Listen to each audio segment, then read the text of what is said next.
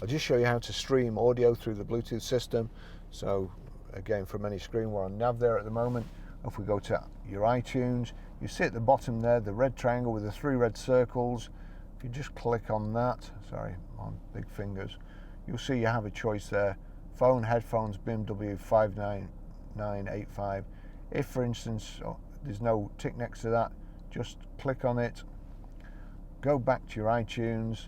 I'll click play, I'll turn it down on here, and then we go to media. And you'll see there you've got a choice: Barry's iPhone, auxiliary front connections. So Barry's iPhone, it's showing their unknown artist. If I turn this up now,